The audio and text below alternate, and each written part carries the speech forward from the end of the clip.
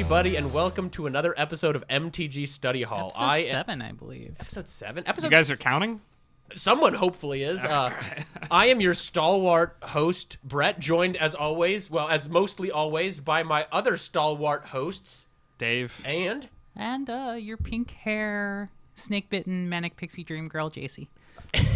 And our pink hair, snake-bitten, manic pixie dream girl, JC, is going to take care of the bookkeeping before we launch in further. Cool. Did I get that right? Yeah. I think I hit all the points. Okay, go ahead. I'm mostly kidding. Anyway, we'd like to thank our Patreon sponsors. Much love, Patreon sponsors. Andrew Ding, Yari Milkor, Clay Cardwell, Jay Rogers, Dret Hubbard, Jerome Weeks Jr., Justin Farst, Kat Maria, Samantha Stephen, Teodora Ruiz, Tyler Zane Pease, and William Stoll. If you want to be up on this list, you can become a Patreon supporter. Look for TCG University. Just for $1 a month, you get to watch our pre and post shows. It's fantastic. You can always like us on Facebook.com/TCG University, sub at YouTube/TCG University, and again, Patreon.com/TCG University. So, okay. So JC was not here last week, and so Tam filled in, it was fun having Tam out from behind the mysterious screen. right, go check it out. Yeah, it was a good episode. I think I didn't rewatch it. I was just in it, so Yeah. I don't know if I can say that and not sound like a jerk. I watched it. I enjoyed it. I'm getting a thumbs up from Lily, so we have multiple people who watched it who weren't in it saying it was good. So it was good. Check it out. JC, since you were gone, why don't we start with you and say what were you doing in and outside of Magic for 2 weeks? Fantastic. So what I was doing outside of Magic is I went to Arizona for work, and that was good. I was there for a week and got to check out the desert. It was 70 degrees the entire time, Nice. which is fabulous, and got to hang out in Phoenix a little bit, just enjoy a little bit of the city. Went to the zoo, saw a hyena and some wild dogs, and they had camels. They were offering camel rides. Camel rides in the desert? Yeah, that's ambitious. I know. The zoo? I don't... It's also like on theme. Like you're in the Kinda. desert, I've like gotta- we have camels. I'm so gonna ask, why would you go to another state and go to a subpar zoo when you live in like best zoo state ever? Yeah, So- it's actually the best zoo. But there is, Other than San Categorically. Francisco Zoo, like we bounce between the like. but that the way best. we were better you than can go to that zoo and you can be like, yeah, we have that. We also have. Oh, this. just like just the whole time, just be like, oh, it's better. No, just not. the kind of like condescending. Oh, good for you. Oh, good for That's you. great. Oh, you guys are really coming along. Oh, you you, can oh, go you, to oh, you have, camel? oh, you have 3 wolves. Oh, we have 4. You can go to other zoos to like dab on them, Yeah. and be like, we have a 30-foot long aquarium tunnel. Tam, don't use that as the episode screenshot But- ever. Save But a that lot- for another episode. A lot of people were like, why would you go to a zoo in the desert when we have the best zoo here in the Midwest? And I'm like, to see desert animals. But we have a we desert have a desert dome. dome, yeah. It's a whole dome of the desert. We do have a desert dome, but I don't think we have like they had vultures and like various kinds of eagles and Omaha- huge ass birds. You can- Omahans are really, really like defensive. like defensive of Because we have zoo, nothing else going for us. We Our, have restaurants. our slogan Yeah. is literally Omaha. It's not for everyone. Like that's the most recent ad campaign. It could be much better. I believe there's another state with the slogan "Meth, we're on it." I think that's actually an anti-drug campaign, but even still, that could be a tourism Is it thing like too. South Like, hey, do you Dakota? want to see some people methed out of their fucking minds? Come to our state. This is a theme about Omaha. At least we have a good zoo, and at least we're not the South. Oh. That's man. We do have a good Fair. zoo. It's pretty metropolitan. We have a bunch of tech companies here. Because it's cheap and the cost of living is Yeah, low, it's and we don't have accents. Yeah. That is a lot of it. I don't know. Wasn't there someone that like relocated here and then we weren't going to give them the absurd tax breaks they demanded and then they moved again? Was that Concentra? Oh, yeah. I don't know. Conagra. Yeah. Conagra. That's Conagra, yeah. So you know, it's Or they just- left. Yeah. Yeah, I don't know. it's- Anyway, JC. So you went to Phoenix and saw a zoo. Yep. And other than that, when I got back from the desert, I started playing Pokemon Sword. I started playing a little bit before that too. Sword? The thing about Sword, Best one. I'm not playing correctly. I decided I wanted to go shiny hunting, and I have killed 613 Stunkies trying to get a damn Okay. shiny one. Well, no, you're- Why you're- Stunky you mentioned? I don't know. You've crossed the magical threshold. Yeah, it's fine. 500 is the max. Yeah. It's the kill. It's Yeah. so until you get the But shiny. people still kill thousands before Yeah. they get shiny. So Well, like I'm in it for the long haul. I you just gotta- critter killing Have you in completed this the entire Pokedex, game. though? 'Cause No, you get no, an item that yeah, increases your shiny. I know, but I think like, it's by like 2%. I but need the 2% 's a shiny lot. to head up my team so that when I win with a shiny head up my team. Okay. And, you know, Well, it's at a, this it's a point, whole, don't like, you have, like, a role-playing in the max level world for kind of something? thing. It's a Or- flex. I like Yeah, it. it's basically, yeah. Flex I'm, on I'm, those, fl- those I'm, fake ar- gym I'm leaders. like RP flexing. And I'm all about it. Yeah. The other option that you have, I believe we were talking about this, the pre-show when we were just talking earlier. You mean upstairs before yeah, we start recording? upstairs before we recorded. You've got to The pay a pre-show. lot on Patreon to watch the be pre-show. up- Split me a 50, upstairs. I'll let you in. It's fine. Don't worry about it. But you get a foreign language ditto. Yeah, the what do they call Foreign it? language shiny it's, ditto. It's is a the method. dream. Yeah, if you get you have to go to How the do you- breeder then, and oh, it's like 60 eggs. The Matsuda method. It was named like that? after the programmer that put it in. Yeah. I know that. So that's all right. See, I'm trying to help out, and you're like, no, I know all about it. I just need to find a foreign language ditto. I'm like, all right, yeah. Yeah, and So do that I. involves like going to the Switch and resetting the language and starting a new file and then getting that. And Can't you just go on Reddit? I mean, you can like go on eBay and buy a ditto for way $5. easier. Why are you gonna do that? That sounds terrible. That sounds the actual worst. But you might get a hack ditto. But also hear me out. I could just go to the Wild Zone and just keep slaying all these You Pokemon. could, but this. I mean, if you Like seriously, I'm 3 badges in. My Pokemon are all level 51 because I've killed so many damn. I'm gonna tell you one thing. I didn't like do anything like that, but I just really like the Wild Zone. That's why I did a lot of raids. I just did like that. The game is going to be a cakewalk for you from now on. Oh yeah, I wish there was an I'm just option going to slay. Like my rival's gonna be like, "Hey, you've been training," and I'm like, "I'm just gonna raffle stomp you now." that shitter with the curly blonde hair that keeps talking mad shit on you. Like, Oh yeah. my gosh, I hate. It's like Sundare, angry. Like, oh my god, what is that character's name? Irrelevant. In the pink. It starts to. Purple, pink, yeah. Bead. Bead? Yeah, Bead. Yeah, it's like bead. Bead. Beede. I just said Beady? bead. Beady. I don't know. That character's terrible. Anyway, so Pokemon Sword. Yeah, We're so off topic. So let's Pokemon Sword. If anybody like from this show went and checked out Seacast, I have like 3 episodes up. I'm sorry, episode 4 hasn't come up. I'm trying to re-release old episodes with kind of new dialogue and everything like that. The first time I recorded episode 4, I had strep throat, and when I listen to it, I can hear it the entire episode, and it drives me crazy. I've had a cold for like the last 3 or 4 days, so I've been like, I want to record this, but like I will also sound terrible again for episode 4, so it's coming, I promise. And past that, in Magic, I actually created a card. I'm very happy about that. I had our local rules advisor and a friend of mine, Lily, help me out with some of the wording and stuff like that. It's a good learning experience because it gets into something we'll talk about a little bit later, color identity and what you're going to make the colors of and everything like that. So I did that. Other than that, I've been buying a little bit of War of the Spark because I didn't have much of the set. I kind of dig the set. And I've also been looking into the history of Sarah because I think vaguely I'm trying to craft some headcanon fanfic about how... Because the line was that Sarah got stabbed by like a thief, but because her BFF died, her boyfriend, she kind of had lost the will to live, and like things were going badly on her plane and stuff like that. So like, she just let herself die. She could have like healed herself, and she's like buried beneath a crypt. So I want to vaguely put out the notion that her spark returned to her. She came back to life. She lost much of her power, and she became the Wanderer, took up the blade.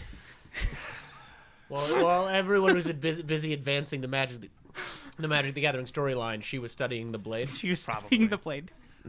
If you would like, I can So- absolutely bring some of the older books. One that they touch on Sarah's plane briefly. Yeah. Old you know. Magic story is terrible. I disagree. I think the Brothers' War was fantastic, and I think the Yeah. second book was also pretty good, and then it was just kind of So, garbage. The I the think- Thran is a good book, but it's so convoluted. It's I so think convoluted. Sarah coming back is on theme for Sarah, to be fair. And I would also like her to have taken up the blade. And I'm just an old Magic player, and I used to play around like 5th edition, so these were characters I cared about way back in the day, and then they stopped being relevant because they were old and the stories were bad. And Care about I'm just being a crotchety 27-year-old. Be a good sheep and care about the marketable characters. Yeah. Come on. Fall in line. We're trying to get that preview card from Wizards. Urza was not too pretty late, marketable. I'm guys. just saying. Urza, yeah. His cool rainbow eyes and his anger and insanity. That's- Easily, gosh, the it was- easily the best part about Urza, just the fact that he went completely insane. I'm gonna butcher And this. speaking of people from the past, Daxos is going to be a demigod now. I'm gonna butcher this Cube April that makes quote. sense. It's pretty easy when you're a demigod. That What tracks. can I say except But I'm welcome? He's a new You're welcome. character coming Yeah. back, like Elspeth. But Cube Yeah. April said something along like, someone hasn't listened to, like, doesn't know old magic lore if they think Urza's a good guy. I mean, Urza was a monster. He did. We were He both. did We were good both. things. We were He both did- like it- struggling to like defend Urza there, Whoa, and we whoa, both like, like remember had that such a eugen- hard time doing it. We were both like, Remember the eugenics program? I mean, you can say what you want, but he solved the Phyrexian problem for a few millennia. And he and only the Phyrexian and he was only a Also was problem. responsible for a lot of the Phyrexians. he also let them out. yeah. Whoa, I mean, the Phyrexians were already doing stuff which with other planes. which He just let 'em on the subsequently dominant destroyed area. Sarah's plane.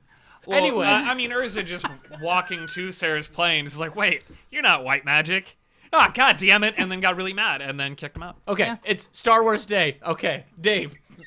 Intro. In and outside of magic. Yeah. We're gonna laser beam through this one. Laser Pew, beams. pew, pew, pew, Focus pew, like a pew, laser beam. Pew, pew. Are there a lot of laser beams in Stop your this Star Wars? Stop going off script about laser beams when I tell you to focus. Like Dave. there's a script. Anyway. There's a loose one. I have notes. So what I've been doing in Magic, I've been playing that Golgari cat deck because I've been feeling the Cauldron familiar with the Witch's Oven. Is that and on all Arena? Yeah, on Arena specifically for Standard. I mean, Blue White. It doesn't seem quite as good if I know that people aren't just going to be trying to jam Okos or try and play strategies that aren't as good as Oko. Now people are just playing a bunch of cats, and cats was a bad matchup for you. To be fair, it didn't feel like it initially, and then when the Jund deck started happening and people started playing that dragon that draws you cards and gains you life and puts counters, I don't know if it gains life or not. It probably does. The cat drains. The cat will gain you some life, absolutely. And then it's hard to counter a 1-mana oven that comes down turn 1. I mean, yeah, you have to play like whatever the thing with the pumpkin on it is. Yeah, it's very descriptive. Yeah. It's one of the modular spells. You destroy an artifact, you destroy an enchantment, or you exile a card from a graveyard. The green one. Yeah, the green one. yeah. That's like a slightly better Good old graveyard.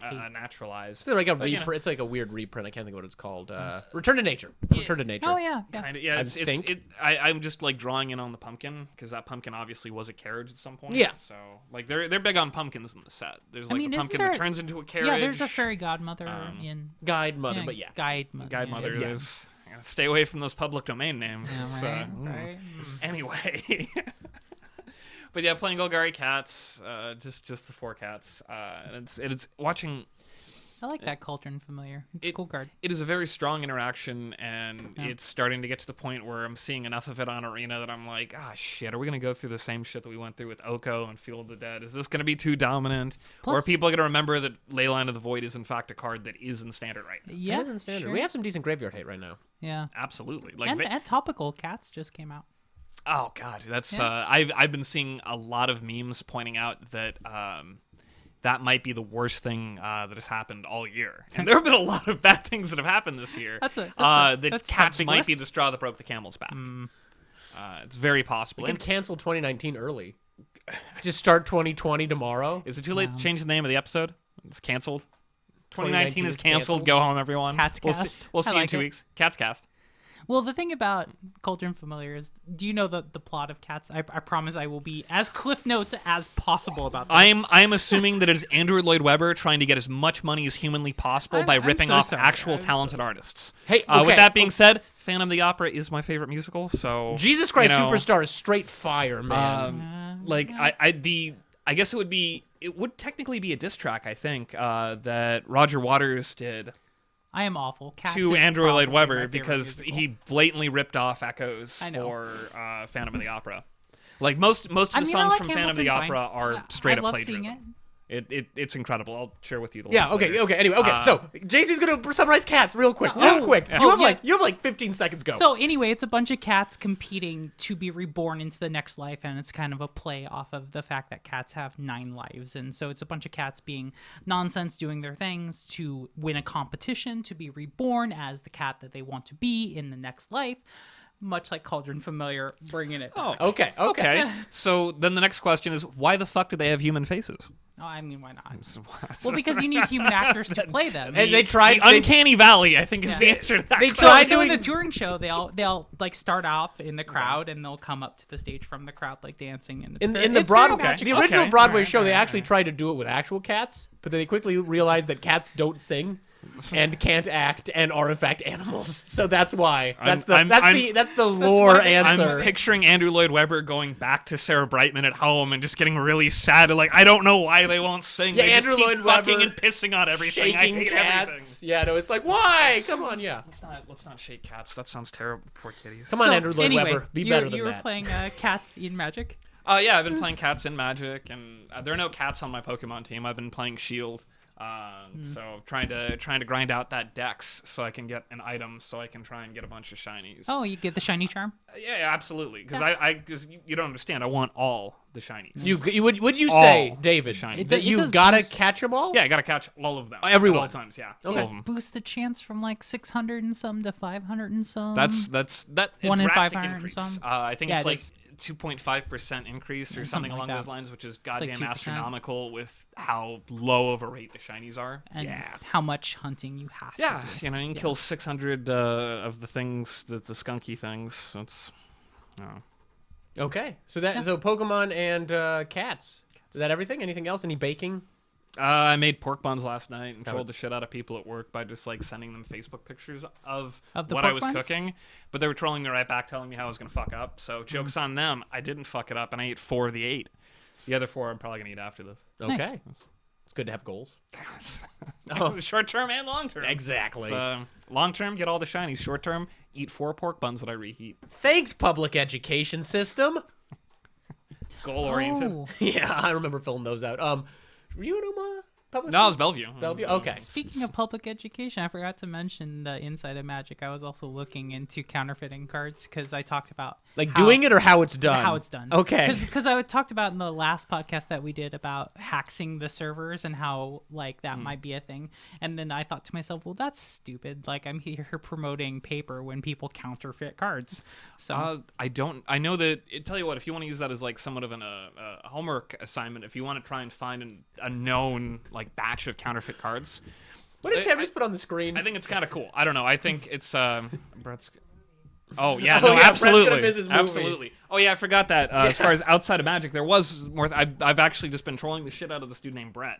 Yeah, He's really Brian excited about some space movie or some shit. You're, I don't you're not fucking trolling know. me because but- when I hit 8:30, I'm gonna stand up and walk away. And if it's in the middle of the post show, then I'm not in the post show. And if it's in the middle of the episode, then it's in the middle of the episode. also the Democratic debate starts at 8. So if people care about that. it's the 2 live viewers are gonna. Yeah.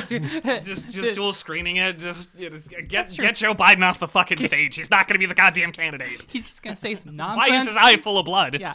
Okay, that's it. You're done. I'm cutting you off. Pork buns. I gave you pork buns. I'm cutting you off. Okay, me. I played Brawl. It was fun. I was mad about Brawl-a-days. Catch my Brawling with Brett, I think is what we're going to change the name to because it makes me feel less cringy when I say it out loud. Tim is flipping me off.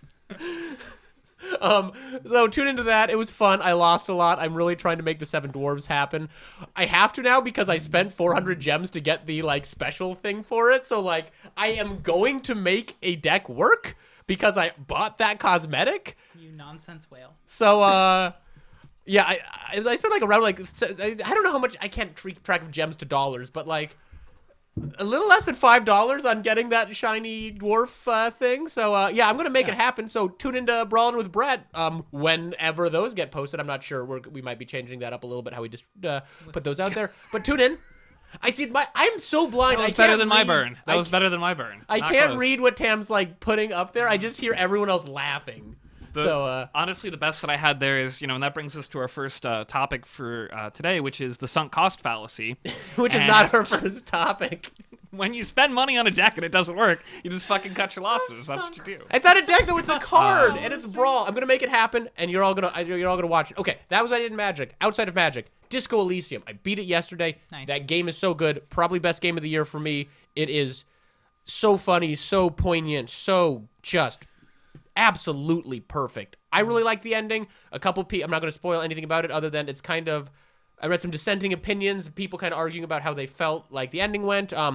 Really, I cannot recommend Disco Elysium enough. It is on PC right now, and it is either on Xbox and PS3 now, or it will be soon. So Disco Elysium, I can't say enough good things about it, but I don't want to miss Star Wars. So we're going to start in topic 1. Topic 1. Dun, dun, dun, dun. Theme booster rares. Okay, so we found out that Wizards is going to be releasing some cards that are not going to be in the draft booster, but are only going to be in theme boosters. So in Theros, we had the Brawl cards that were only in the Brawl decks, and the Brawl decks, and then one slot in the Collector's booster.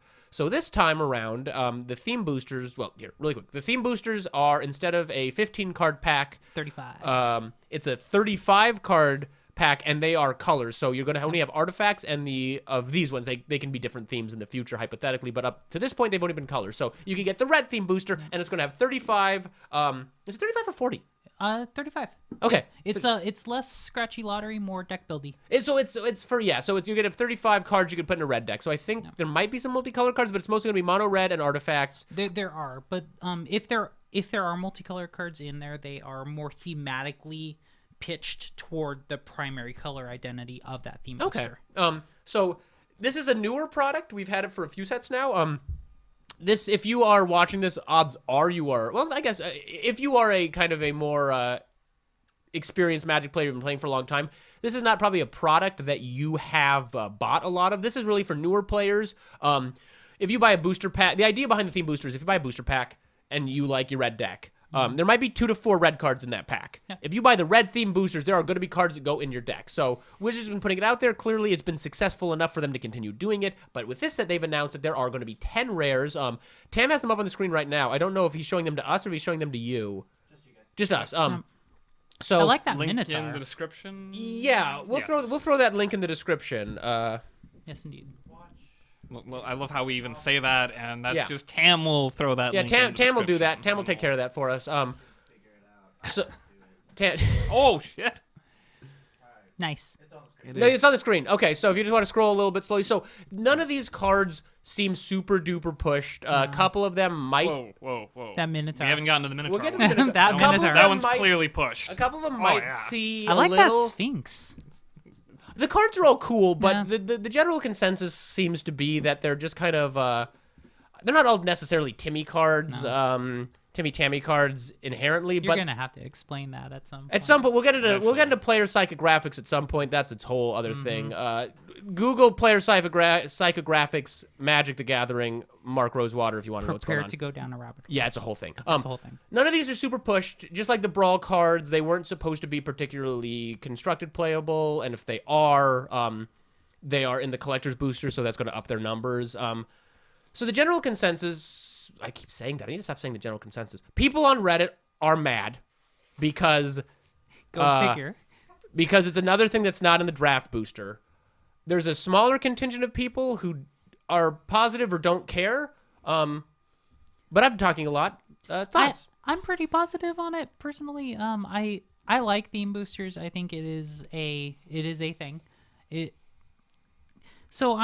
There are people out there who know what they like. Like they like to play red deck wins, or they like to play white control, or they like to do a thing, and they aren't going to drafts or whatever to build their card collection, and they want to start playing with friends, or they want to, build up a new set, so they buy the theme boosters, and this gives a little bit more value to the theme boosters, and I'm okay with them adding value to an existing product that people are buying anyway, to a degree, to make that product feel better that you bought it. So I'm okay with increasing the value of a thing that is already existing. I don't feel like it's a particular cash grab. I feel like it's a value add. It's something they've been doing for a while, and memes aside, these cards are all bad. And so long as the cards continue to be bad and not actually constructed playable, I could care less. The second they have a Nexus of Fate in one of those things, not the actual card, mind you, but something along the lines of, this card is a 4 of in the best deck in Standard, and the only way to get it is from this product, and good luck trying to find the product. It doesn't matter how much they print of it, because when they do things like these, it's the same thing with the commander decks. Because there's always a best commander deck, and that's always the one that you can't get a hold of. Well, always. an interesting thing here. So in the so this is the first time in the past, like the commander decks or having some unique cards in the planeswalker, the intro decks. Those you could at least guarantee. This is going to be a random rare that could be in here. But something to consider is so Corvold from the Brawl decks is seeing standard play. No, not as a 4 of, but they've demonstrated that even though the Brawl decks weren't super consistently printed, and like now I think they're available, but there was a while. They're still hard to get, honestly. I think, I don't know when that second wave's coming through, but even with complicated availability, that plus the collector's boosters, Corvold is not an absurd cost. He is seeing play in standard, and it's okay. So my hope is here. I mean, that somebody pointed out, if the theme boosters become profitable to open, they'll be open until they're not profitable to open anymore, and the supply will hopefully be available. It's not like a buy a box promo where... And that's the thing. It's like Dave mentioned. They're not particularly good cards. This doesn't feel like a cash grab to me. It feels like we're adding okay at best rares to increase the value of something that people buy. I don't know what Minotaurs might be in standard, but God, I want to play that Minotaur card so bad. But even it is bad. But oh my God, that's a meme. That's a meme right there. I mean, you can do it on turn 4 with Ironcrag feet. Oh God, yeah, and then you just can't cast any more spells. It doesn't matter. I have my 4 sweet Minotaurs in play. If on turn 4 I get 4 creatures tutored into play, that seems like that almost might be playable. Which people like to build theme things, and I could totally see all the theme builders out there being like, "I'm going to build Minotaurs now." So, I mean, that was one of my guilty pleasures in Old Theros is you force Minotaurs, and if it works, you look like a genius. It never works. it never. You're just going to lose to the heroic decks every day of the week. I don't know if heroic is going to be another keyword. It's not. We know the keywords. I do like, though, that sometimes old cards that are not necessarily good or they weren't particularly good become a counter to things like how we talked about last time. You could throw random madness cards in there, but nobody runs them. Yeah, Fiery Temper is not going to, unless you've already gotten them down. So one day, Minotaurs will have their day. Well, that's what people have been saying for a while. When the original Theros came out, Didgeridoo spiked up in value because reserve list. Didgeridoo. Didgeridoo is an actual factual card. Dan, pull up Didgeridoo. Yeah. Didgeridoo. And just remember, Didgeridoo is absolutely on the reserve list. Yes. Meaning it cannot be reprinted. To Raw Love.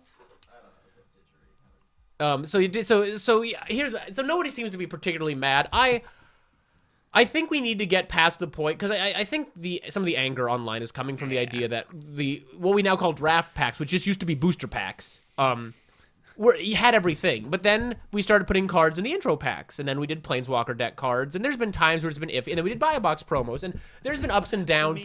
Nexus of Fate was clearly... I mean, Nexus of Fate never got too expensive, and as Mark Rosewater pointed out, more Nexus of Fates existed than the rares, the mythics that were in the set. That's fine and dandy, but if they're saying the only way you're going to get this card is by buying a box, then you have a problem. The problem that I run into with this isn't so much saying, well, yeah, I mean, there's availability. It's not that it's not so much that it's not that expensive, it's availability. If there are no buyers, then the value of the card means nothing to me because I can't even find it.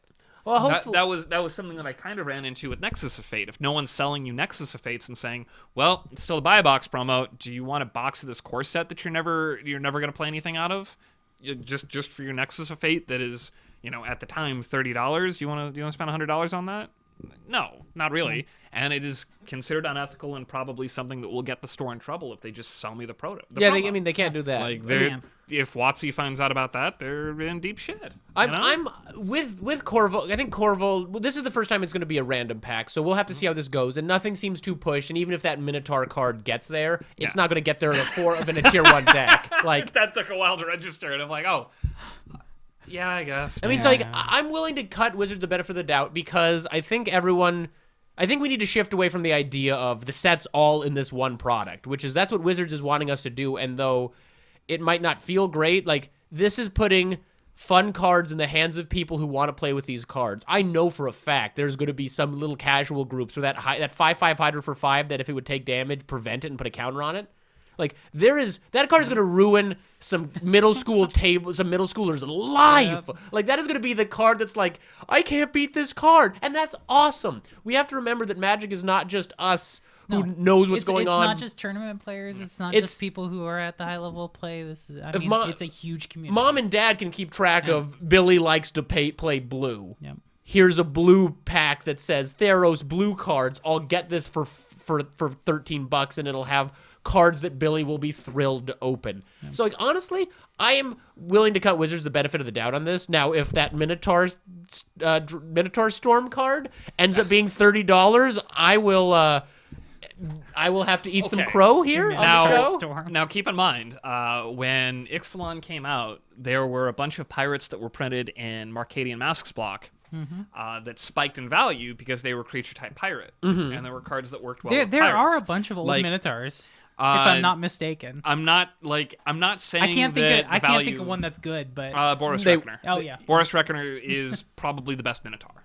No, I mean, not a change thing. I'm Hurloon not gonna cheat Wrangler. and- Hurloon Wrangler was Wizards' like mascot for some ridiculous reason for years. Hurloon Minotaur. Hurloon Wrangler is the one from Unglued that gave you Denim Walk and also gave us the fantastic ruling of taking your pants off doesn't use the stack. No, that's you can do that whenever you want. It's like unmorphing a creature. You can unmorph a creature or take your pants off. Taking your pants off is a special action. With that being said, you will also probably be ejected from the tournament venue, all depending on circumstances. Unless you're in the privacy of your own home. PSA, We're don't not take your pants off. unless Don't do it. unless you're in the privacy of your own home. We aren't telling you how to live your lives. If you're in your own home, I can't recommend taking your pants off at your LGS. also, but also if you're just running clothing optional tournaments, I mean, shit. we aren't here to judge you. Yeah, I'm not Viewer. going to kink shame anybody. Yep. No. Not my business. Regular party. Do we have any? We need to keep moving because Star Wars. Final thoughts on this topic? No one seems mad. So Reddit, get over it. Yeah. So- After I break the Minotaur card, then you can have as many threads on Reddit that you want to complaining Right. about how Minotaur standard is the worst standard you've Yeah. ever played in, and it is the worst thing to happen since. Oko. I think Okay, if any of these cards were particularly offensive, it might be a problem. But since they're kind of chaffy rares, I'm okay with it. If Corville doesn't cost $1 million right now, I don't foresee this being a problem. Yeah. It's okay. We're good. Before we go to the next topic, ad break. I remembered this time. You're welcome, Tam. Ooh. So, sponsors, custom card build. I did want to talk about this a little bit. I cosplay a fair bit. Actually, one of my goals in life with promoting custom card build here is that, you know those people who walk around cons and help you repair your cosplays? They have, like, all kinds of supplies and tools. I feel like those are, like, straight good for good people. Anyway, custom card builds, cosplays.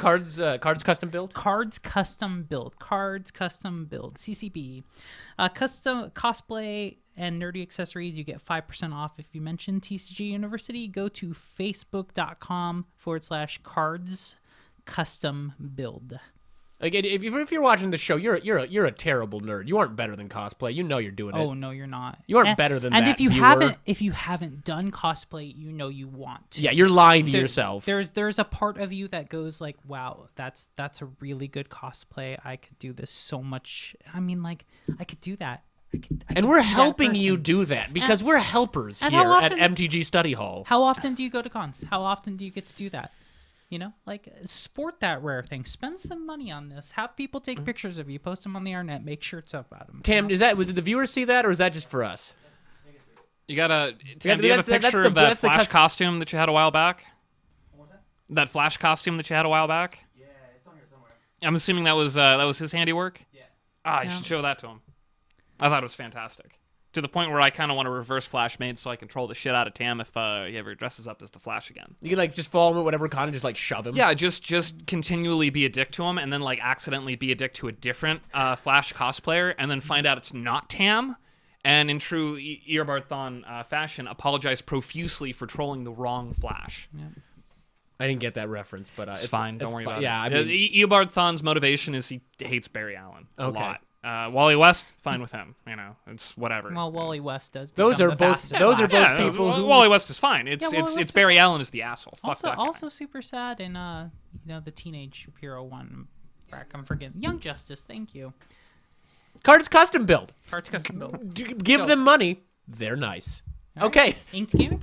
No, we're gonna hit that. But right. that's a preview of That's the a preview ad. of the ad ad. preview. Inked Gaming coming at you soon. Yeah, Keep look watching. forward to that. We know you're out there. Those of you who just watch us for the ads. Commercials so coming soon. we can't give them to you all right up front, or else you'll leave. So you'll have to wait till the next topic break. Topic 2.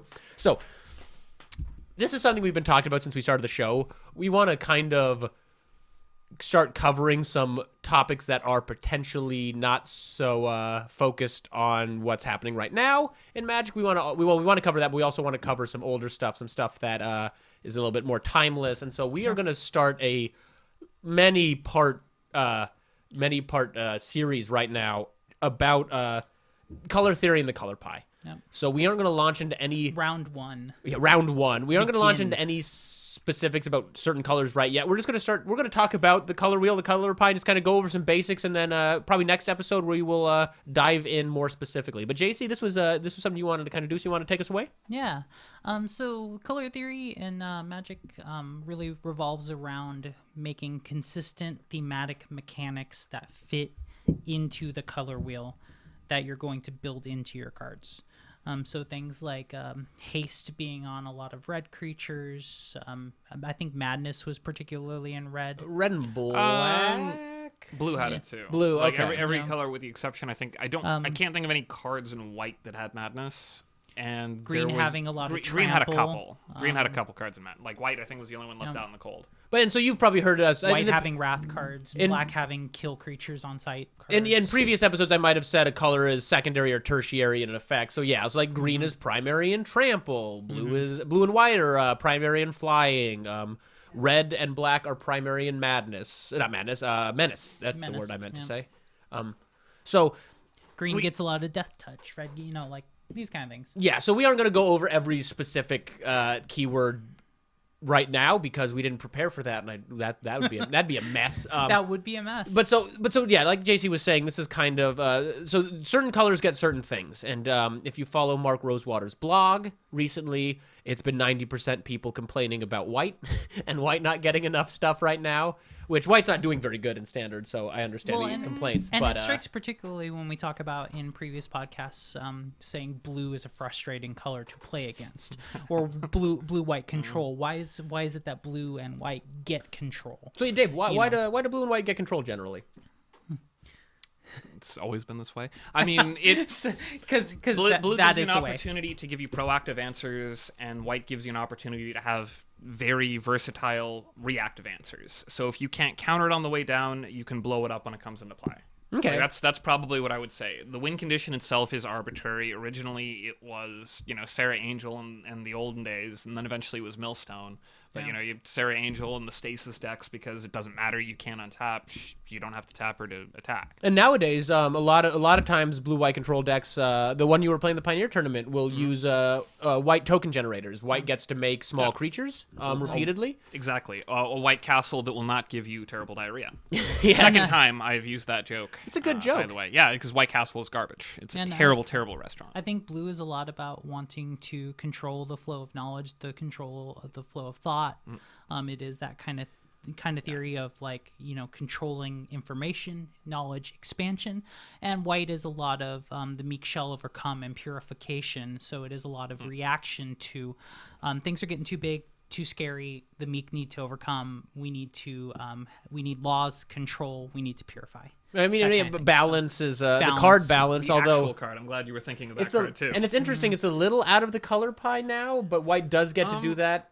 So here's something before we launch into balance. Something JC brought up is this is not just mechanical. This is also flavorful. Yeah. So white cares about different things than blue. Well, than the rest of the colors. I could name them all. But so yeah, white is going to be about teamwork. It's about working together. It's about community. Red is about freedom. Red is about passion. Black is about power, looking out for oneself. Ambition. So each of the and when we're going to do colors, and we'll get into themes, mechanical and flavorful.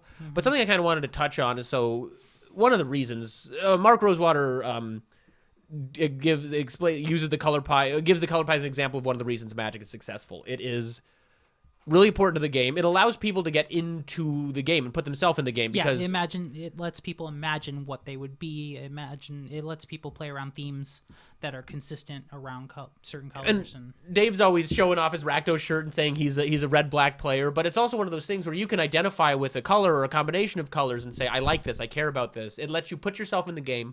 It lets you say, well, what color am I? What color are my friends?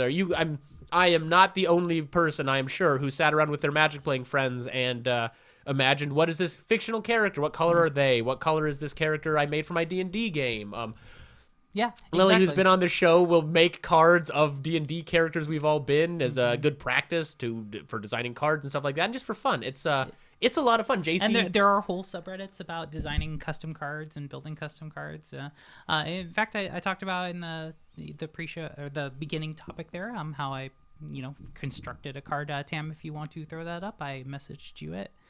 It's kind of fun. I'll read you the text of it too here. So I haven't seen this, so I haven't seen this. This is. I was going to say I like being on those custom card subreddits because I can judge people for their card design. So this is the first time I'm seeing this, so I'll get to judge you live. I wanted to build a Valkyrie, and there's only one Valkyrie printed in Magic history. It was that Atakar Valkyrie? It was typed as an angel. There is not a card type for Valkyrie. So Okay. I built an angel. So it is called Sakyo, the Final Gate. It is 4 red, green, white, and please feel free to judge me on how I did. Oh, I will. This theme. Don't worry. I will. Judge the I will. comment. I want all the judgment on this, all right? So the artist credit is on the bottom of the card. Check out the artist. She does cool things. You're better than basically everyone else on custom MTG with crediting the artist right there. So good for you. Credit artists, honestly. So anyway, 4 red, green, white, and specifically red, green, white for reasons that you will see. It has flying, double strike. All creatures attack and block each combat if able, a very red ability, and can't be blocked by more than one creature. Whenever a creature dies, exile it with a Valor counter on it if it attacked or blocked this turn. When there are 20 or more exiled creature cards with Valor counters on them, you win the game. It is a 3/5 angel. I remember now. Yeah. I did actually see this earlier, and I can't be mean because I actually think that I really like that card. I think that's really fun. I really like the theme around it because it is very white in that it's making a law. It's caring about angels. Angels are typically in white. It's making kind of a community call. It is about attacking and blocking each combat. That's a very red kind of passion, like single combat, I'm challenging you kind of thing. I think being able to exile creatures is something that both white and green kind of have. Green doesn't a little bit more so white. Yeah, more white so gets to do that in particular. So yeah, it was kind of fun building, a kind of custom thing. And in thinking about this custom thing, I had to think about flying probably adds 1 additional cost to it. Double strike probably adds 1 additional cost to it. At least. Double strike's expensive. Double strike being maybe 2 or so. Definitely the effect that it does with the win condition, it probably has to be a 7 or 8 costed card. Well, for the most part, when you have cards that have the alternate win condition on it, a lot of the times that's just considered flavor text. Like you're not realistically going to get there. Yeah, you're probably not going to get there. Like the silent assassin thing that existed in one of the Ravnica sets recently, where I've won 0 games with that alternate ability. And with this alternate cost, you probably won't get there because there is no way. Every creature has to attack and block every turn. She is a creature. Mm-hmm. She has to attack. No, she's a flying double striker. She's a flying double striker, but she's 5. You can kill her. Yeah, I mean, I think I'm blind, so yes, I'm gonna. Either they're chumping at every turn, or you're getting in for 6. Like you can only hit them for 6 so many times before the game's over. Yeah. So my only note is, could this just be white red? And that is a thought I kind of have as well. Could it just be white red? I'm trying to find out what's particularly green I about see it. exactly what's green on it. Oh, can't be blocked by except. Okay, Lily, So who Shroud, knows? Okay, Lily, who knows way more about Magic design than I ever will. The card for me. So okay, fair. Oh, that's a good point. No, those prized unicorn style. Yeah, okay. Yeah, prized unicorn fair style, enough. exactly. Okay. Leon and War, whatever because prized unicorn is all creatures have to block it, right? Yeah. Nikotl War Pride has to be blocked by 1, which I love that card. Oh, card's sweet, yeah. Oh, No. Okay, sorry. We're gonna do a really quick Nikotl War. This is the moment where I transcended being someone who turned green creatures sideways into a player who understood. Like I had to learn the stack. Nikotl War Pride. It's a 3/3 So for can 5. you pull it up, Tam? Nikotl War Pride. 3/3 for 6. So it's whenever it attacks, you make basically you make as many copies as the defending player has creatures, and then they all have to block 1/1. So you attack with your creature, and if they have 5 creatures, you're going to make 4 copies, and everyone has to be blocked. if you Cyto-shape it. So Cyto-shape it is a creature you control becomes a copy of a basically becomes a copy of a non-legendary creature you control till the end of turn. So you can turn one of your creatures into another creature temporarily. So those two, and then Vigian Hydropon, which is like a 5/5 graft defender for 3. So it's like a mushroom, and graft is when a creature comes into play, you move a counter from it onto something else. But it's got defender, it can't attack. But if you attack with the Coddle War Pride, and with the trigger on the stack, Cyto-shape it into a Vigian Hydropon, you will turn all of your attacking creatures into attacking mushrooms. If you are running a doubling season, you will get double the number of tokens, and then all of the 5/5s will turn into 10/10s, and then every graft you do will turn into 2. And this was my first combo deck that I built. So we're so close to greatness on this. I would love to have heard Coat of Arms be the first words out of your mouth.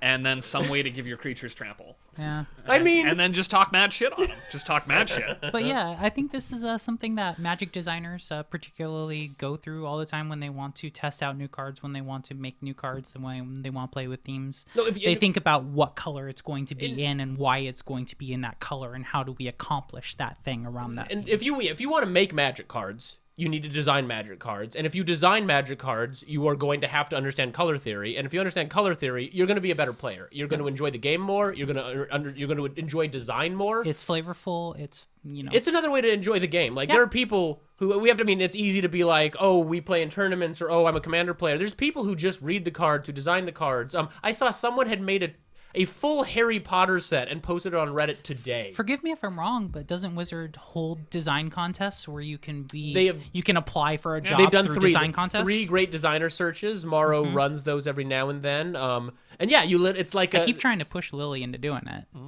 It's a lot of fun. And so Morrow will say in his podcast and in his blog, if you want to be a Magic designer, make sets, do that. So yeah. Make cards, think about cards, and I like this because it is, just like you said, another way to enjoy the game. I mean, I think you can be a better player if you have an understanding of what colors do. You're going to be a better deck builder. If you're you're asking myself, should I play blue-white control, or should I play Esper control? Should I play blue-white-black control in standard? What are those cards going to do you? What does going into black get you? What does going into white get you? And especially when you talk about, say, you're talking about how you're playing mid-range red, and you want to maybe transition into doing more blitz-style red. Because red's not made for mid-range. Yeah, exactly. Because red's not made for mid-range, and it's something to think about. And I like playing red. Red's really good on getting things off the bat. And yeah. So and how do I do magic? How do I do well playing red? Yeah. So like if you're playing blue-black control, you got to think about. Blue can counter artifacts, and blue can bounce artifacts, but blue can't destroy artifacts, and black can't destroy artifacts. So or enchantments. Or enchantments. And so if you're looking at if you're playing standard right now, and you're playing against the cat oven deck Dave's talking about, and you're playing blue-black control, and that oven gets resolved, so you might be out of luck. And so this is something that I think basically is useful for anybody. If you like the game and want to learn more, learn about color theory. If you want to get better, learn about color theory. So we're going to do a color theory thing on the show. So you have to come back if you want to get better. And also, I think it's one of the reasons, like you said, how Magic's been successful. I think it was one of the reasons Pokemon was vaguely successful. I mean, it's still Pokemon's going strong. Pokemon's still successful. I think getting rid of just straight cost in your game and adding in flavor to the costing abilities. I mean, if you like the old, most successful TCGs have built off the mana symbol system. Pokemon has energy. Hearthstone has mana. Well, straight up mana crystals. But it has I'm totally classes. So it doesn't do. Oh, I'm playing a blue red deck. You're playing mage. Mage is blue red. Yeah. So the classes, how they split that up. I mean, universes. I don't know a ton about universes. If you all might know more. If you're watching this channel, but they have an elemental system where you have to stay within that system, if I'm not mistaken. Yeah, and they take a lot from the old Star Wars CCG, which was designed by Wizards after Magic the Gathering. Decipher. So the old Star Wars. Oh, okay. Yeah, because there was another one, and the WotC one included dice. Oh, which is always fun when you want to play dice with your card game. Yeah, and so to move on a little bit, I just want to throw this one out here. What color do you think you are as a person, Dave? Color or colors? 5 Black. seconds. Probably black-white. That sounds about right. Fair. Why? Why? You didn't say why. No, that's good. That's a whole different topic. Wait, we ain't blowing that now. This is a teaser. I'm gonna answer red, black. And if it goes into 3, red, black, white. I'm going to probably answer in the order I would like: white, red, green. In the order that's probably true: red, white, green. Fair enough. Okay, so I think that's good. We are going to address this in much more depth going on. We are going to break into the colors, what they do mechanically and thematically. That's going to be on a later episode. So Yeah, this is just round 1 teaser. Trying to get you psyched Yeah. for the topics, just kind of a broad stroke. So before we move on to our final topic for the day, second ad break. Knew you're waiting for it, you weirdos. We had the teaser for the ad break, Yeah. so this is the payoff. for This is all the of you people. pre-show ad break, Right. and now we're going to transition into the actual ad. So, Inked Gaming, inkedgaming.com. It is a custom store, art, playmats, dice, sleeves, wall art, all your crazy, nerdy accessories. Great things to put on your desk. Great things to put on your desk at home, desk at work, on shelves, annoy your significant other, have a man cave, or as I saw in an insurance commercial, a she shed. Sure. So, inkedgaming.com. That's what she was saying in that commercial. She shed. She shed. You get a promo code for discount TCG University, all caps, all one word, at discount. For a discount at checkout, inkedgaming.com. Go check it out. They have lots of cool stuff. Yeah, you're going to do it anyways. Just use the affiliate link, please. Like, it really, that's how they Helps know. promote the show. That's how they know you're watching us and that we're worth anything. So if you're going to do it, just please use the affiliate link. It helps you. It helps us. We really appreciate it. Help Tam get some more sleep. Yes. Make Tam's life easier. That's all this is about. I say as I produce more and more content that he has to deal with. Anyway, topic 3. Oko. Because we haven't talked about Oko enough. We're going to talk about Oko because he got banned from another format. And we're not going to just talk about Pioneer. He got banned from Pioneer. No. Dave, start. I can't even with Oko right now. So, Go ahead. oh no, there Talk. goes Tokyo. Oko, Godzilla. Is that the No, the Godzilla song? Yeah. Side note, Yamaro. Surge Tanking from System of a Down and Brendan Small from Metalocalypse fame covered that song. Did they really? Oh, Yeah, for the new of course. Godzilla movie. Oh, whoa, what's this Metalocalypse fame? Horseshit. Home movies. It can be both. Sorry, man.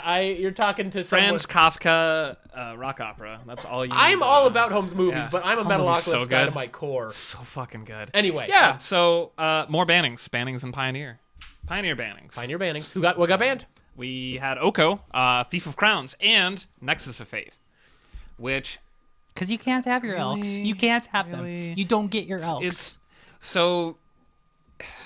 Let's do a quick recap. What can we play Oko in? We can play Oko in Vintage, Commander. Legacy, and Modern and Commander, but Commander. that's a casual That's not format. real. I mean, In competitive tournament formats, he is playable in Vintage, Legacy, and Modern, and he has seen considerable play in all 3 formats.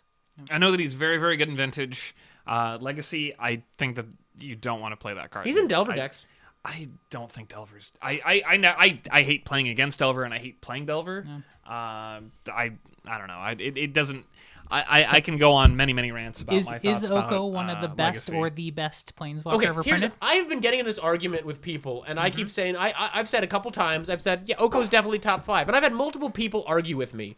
How many more formats does he have to be- get banned in for you to start agreeing with me on 2. this?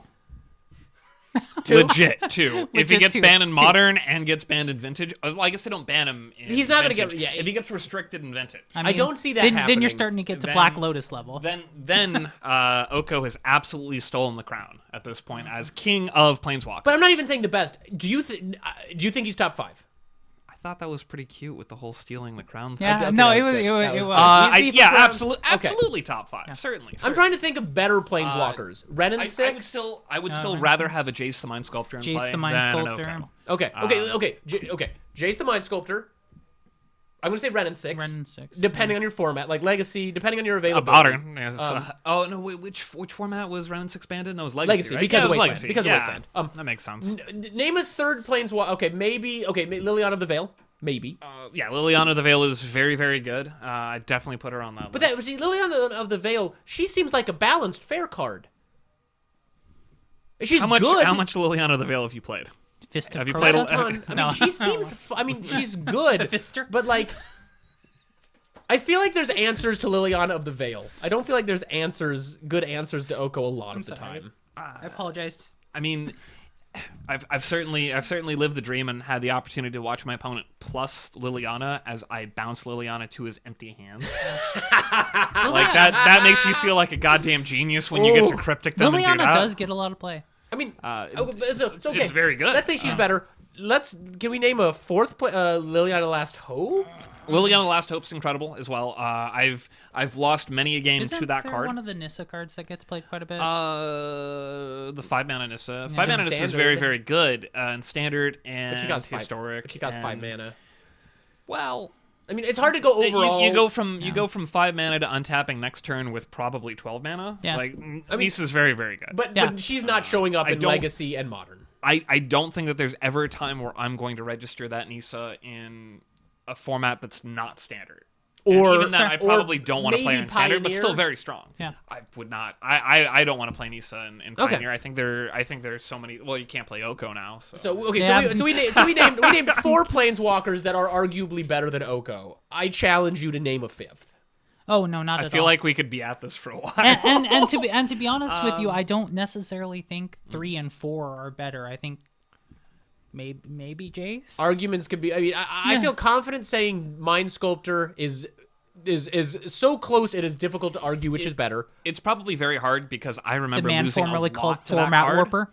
and I might very well just be looking at the Jace going, nope, nothing's ever going to be better than this card, To be- regardless of cards being printed that And are better. I'm not going to sit here and say, oh, I read some deck thing on Reddit, so I know for sure. But I would not be surprised if more Okos are in Modern than Mind Sculptors are right now. That would make sense. When Jace got unbanned, there was a lot of hype for him initially, like, oh my god, Jace is banned. But a lot of people just looked at Teferi and went, this card's just Oh, okay, okay, crap. Yeah, Teferi. that was a Teferi- conversation that I Teferi. had. Like, Teferi. why are 3 you mana playing? Yeah. Why are you playing Jace's over Teferi? And then you got 3 mana. I'm pushing- And I'm like, whoa, I'm not playing Jace over Teferi. I'm playing both. Okay. Okay, Yeah. they're both fucked up cards. Okay, I'm gonna say, I'm Like- pushing the Liliana of the Last Hope off the list. 3 mana Teferi. Crap. Narset and 3 mana Teferi. 5 mana Teferi. Well, the thing Okay, is, 5 that mana Teferi's not better in Modern and Legacy though. Narset is only good if your opponent's playing draw spells. Like, if your opponent is on, like, Burn, I'm pretty sure you want to just board out the Narset. Double They're three- going to ignore it and kill you. Double Like, 3 mana Impulse seems good still though. Slow 3 mana Impulse. Well, Impulse you get 1. Yeah, sorry. Slow I guess- 3 mana double Impulse. I guess, yeah, you guys paid an extra mana. Sorry, this topic was not supposed to be about let's argue which planeswalkers are better than Oko. Yeah. That was my doing. I'm sorry. We can always So- change that. But It's, but that's because Oko might be the best one. So Oko. Oko's why probably the did it best get one. banned in Pioneer? Oko? Well, the logic that they used on that was the win rate. A lot of the same as what we were dealing with in Standard, where they were looking at it going, Over prevalence. 60% Yeah. league win rates was what Wizards cited when they yeah, banned the card. which, Yeah. sure, all right, they have the data that I don't have, but at the same time, I feel like that's, and I said this in our group chat, like, this sounds like people are just too lazy to metagame. So, okay, you've said this a couple times, and I want to hash this out, and I want to do it on camera because who knows what's going to happen. Yeah, absolutely. I don't. Someone's think- gonna take a swing at someone else. Yeah, and put do up- me a solid. This one right here probably still needs to come out. So just Okay. right there. No, I'm right-handed, so that is the preferred punching jaw. Yeah, everybody wins. All right. I would Aside say from we the have. corrupt dentists. I have want I to don't- take out my wisdom teeth. I don't think we've ever had a period of time in Magic where we are metagaming more because information is moving so quickly and people are knowing what the best deck is and people are getting huge There's lists multiple of what's sites to playable. look up I things. don't know about that. I would disagree with that in that I remember there were tournaments, PTQs, that Jund was the best deck. And so, people were playing main deck cards like whatever the stupid goblin thing was that blew up a non-basic land, and it didn't do anything against Jund. You were playing cards to try and get Jund in game one, but still kind of did something. Yeah. I don't know if we've necessarily.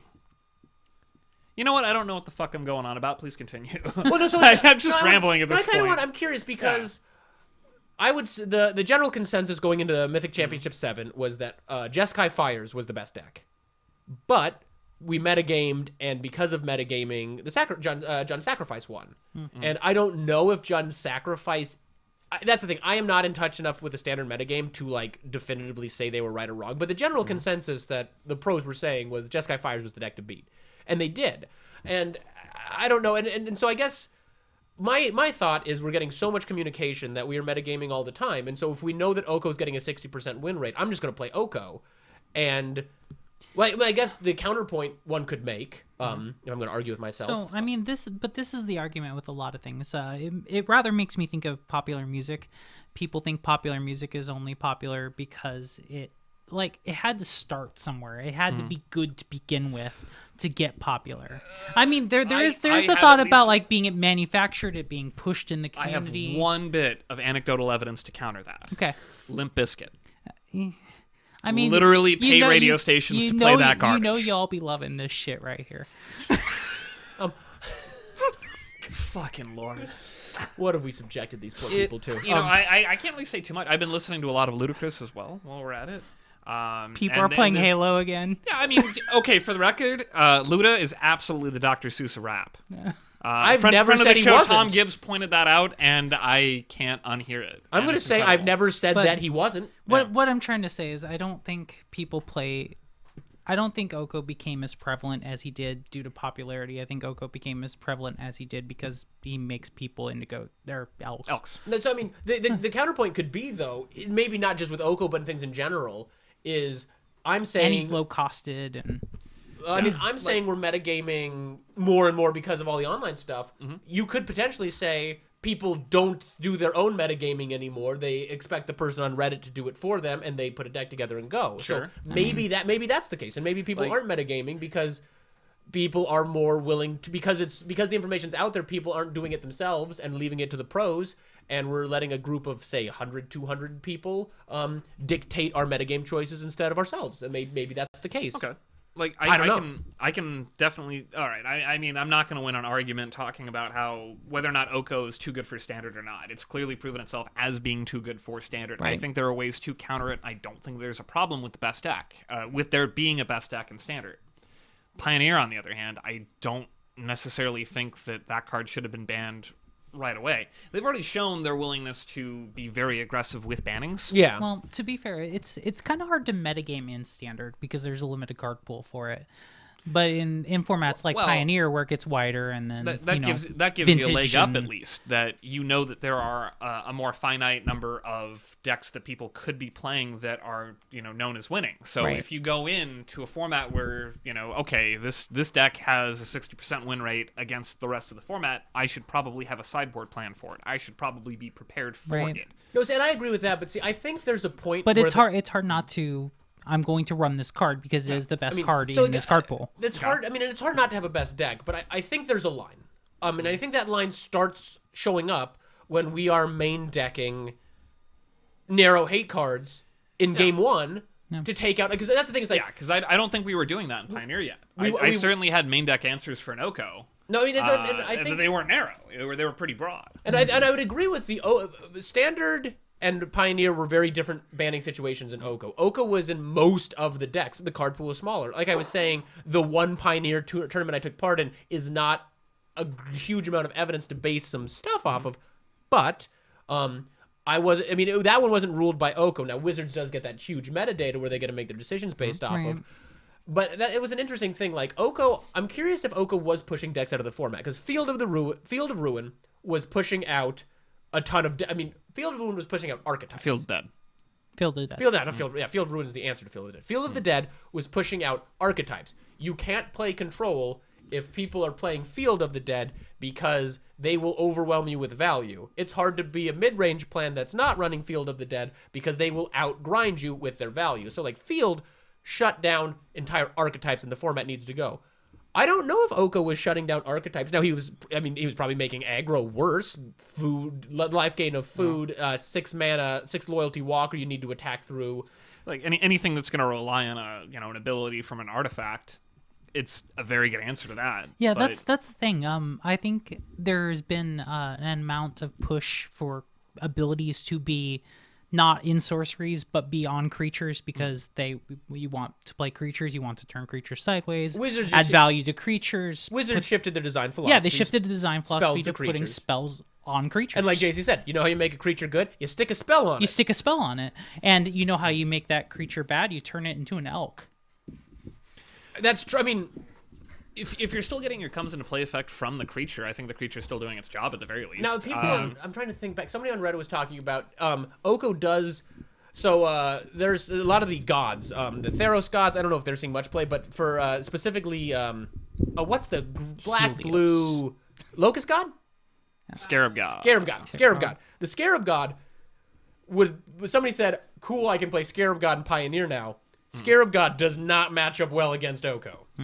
No. Whatsoever. So like, here's my thing. I think the standard Oko ban needed to happen, and it was dire. I would not say the Pioneer ban was dire, but I don't know. If Oko got banned from every format, again, I don't know if he's running over Legacy. I don't pay attention to Legacy. I wouldn't sure be he's mad. not. I think there's enough answers in Legacy.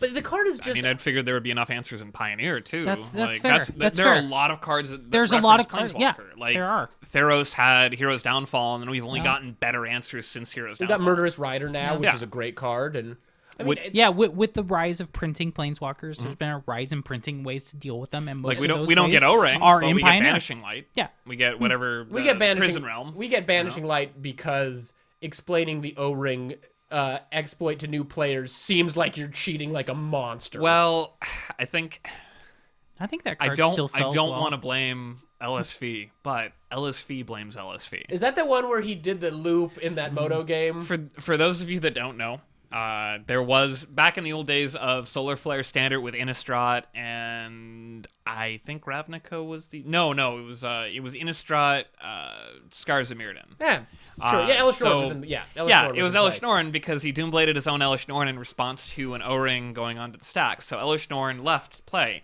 and the only legal target to exile with the O-ring was another O-ring that was already exiling another O-ring, which created an. If those are the only three permanents, if those are the only three things out there, or only two things with one under it, the game is a draw because the O-rings will change to O-rings. You cannot resolve that. And so LSV is just watching this because he knows exactly what's going to happen, but he's never seen it happen on Moto before, so he went, fuck it, see what happens. And his opponent is also enjoying it a bunch as he messages him on the side. He's like, oh my god. Yeah. And LSV's response, of course, being, look what I did to the game Yep. for value. So And I'm not we really talked, yeah. as we talked about with Polyraptor and Marauding Raptor, infinite combos feel good. They that one doesn't actually win you the game at that point though. That just Polyraptor- ends the game. Polyraptor doesn't either. That's another lock. Anyway, I want to start wrapping things up. I would like to actually. I think there's more in-depth talks to be What had. do you have like a movie that you need to get to Oh, or something? Dave, I will. We've already determined which jaw I'm punching you. Which side of your jaw I'm punching you in. I feel like the Oko banning was preemptive. And Nexus of Fate just getting banned, and I don't think anyone's going to lose sleep over that card. And they straight up said, I don't think Nexus wasn't winning too much. It leads to bad gameplay when you're playing a 50-minute tournament and you're going to time on game one because you're Nexusing and you got to shuffle 30 times to win the day. Yeah, like it's game. boring to play it against on a Moto. There's a lot of feel bad, and I've played this card in Modern as a one of. Yeah. And it's pissed people off. They're like, "Oh my god, I can't believe you're playing that card in Modern." Da, da, da, da, da, da. And when you take 10 minutes out of the match for one of your combo turns, it's not fun. Very fun magic. Yeah, they're not having fun. Like I've had someone actually yell at me and get upset that I didn't bring them a coloring book. His words, not mine. So he got real mad that I was comboing off with that card. And yeah, I mean, I get it. It's boring for you. It's a lot of fun for me. Right. But I'm still viewing this as being zero sum. And there is always the thought of balancing the environment as a whole, like how many people are having fun versus how many people are not having fun. I mean, and it's also a PR thing. Oku's been kind of a mess, and so just get him out of the spotlight, and maybe we won't be so mad and talk about him every other episode of our podcast. It's every episode at this point. We're just bringing up Oko. Welcome Just to taking the it Oko from- show. We talk about Oko and other things sometimes, I guess. Can we get that title card pulled back up, Tam? I want to see what the. Oh, God, no, this is just Okio. amazing. It's just amazing. Oh no, there goes Tokyo. But while we're Oko, pulling this up, I Oko, think Oko. anyone have final thoughts here on these most recent bans? I think I'd like to in the future discuss bans. Pre-show we were talking about the pace that cards have been banned, and I think that's I think there's a lot to talk about there. I actually want to save that for a main show topic. I don't. If Amazing. as a final thought Amazing. for me, I don't like bans. I think it feels bad. It feels bad for if you already bought that card. It feels bad if you wanted to build a special thing around that card. I think it feels bad when you make it the titular character of your set and then you ban it. I think it feels bad from a design perspective, because if you designed it a certain way and you really wanted that thing to be good and then it gets banned, I think it's bad feels all the way around. Yeah, I think that WotC's definitely been incredibly aggressive about bans, and I think we've gone over what their current design strategy is, Right. which is they would rather be banning stuff than having a boring standard. They want to Totally. push the power level. Yeah. Yeah. The only problem that I have with that is now it's just going to be, all right, who has the crosshairs on their head now? What's Yeah. the best deck, and who's going to cry for this to get banned? And is it going to get banned because of this? Yeah. Like, is it? Should I be watching out for the stupid cat combo that's currently in standard? Are they going to ban Witch's Oven? Are they going to ban Cauldron Familiar? It feels like these are cards that should not be getting banned, but at the same time, they offer a lot of inevitability. They're very strong. Yeah. These Yeah. like I think that the cat decks are going to be the best decks in standard coming up very, very soon. I don't think anyone really cares too much about standard right now, because especially on Moto, cube's up. Like are you really playing standard over a cube? Like, Yeah. And it's probably hard to push the power level without stepping into territory where you've occasionally went too far. Hard not to mess it up. Yeah. Okay, so for completely selfish reasons, we're going to end the show mostly on time.